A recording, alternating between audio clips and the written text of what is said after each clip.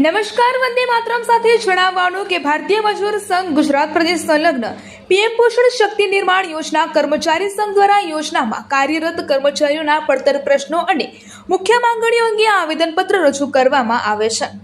રાજ્યના આશરે 65,000 કર્મચારીઓ અને 40 લાખ બાળકોના હિતને ધ્યાનમાં રાખી અમારી મુખ્ય માંગણીઓ નીચે મુજબ છે।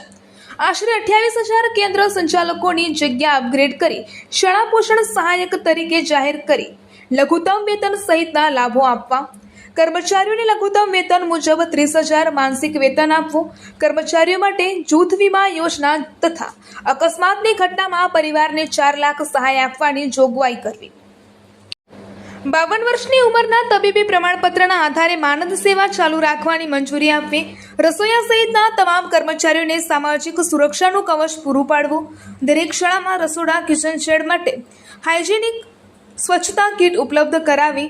આ માંગણીઓ અંગે આજે જિલ્લાભરના કર્મચારીઓ દ્વારા ધરણા પ્રદર્શન કરી જિલ્લા કલેક્ટર શ્રી મારફતે રાજ્ય સરકાર સમક્ષ રજૂઆત કરવામાં આવી છે। અમારી માંગણીઓ પર સહાનુભૂતિપૂર્વક અને સત્વરે હકારાત્મક નિર્ણય લેવા વિનંતી કરવામાં આવી છે। રિપોર્ટર હસમુખભાઈ એન લાગણોજા। મારું નામ લક્ષ્મણભાઈ ખટાણા, પીએમ પોષણ ગુજરાત પ્રદેશ મહામંત્રી। આજે 17 તારીખે ભારતીય મજૂર સંઘના નેજા હેઠળ સમગ્ર ગુજરાત તેમજ ઓલ ઇન્ડિયાની અંદર એકી સાથે આવેદનપત્ર આપવાનું નક્કી કરેલ છે। તેની સાથે 7 યુનિયનો પણ જોડાયેલા છે અને 7 યુનિયનની અંદર મધ્યાહન ભોજન યોજના કર્મચારી સંઘ પણ ભારતીય મજૂર સંઘ સાથે જોડાયેલો છે।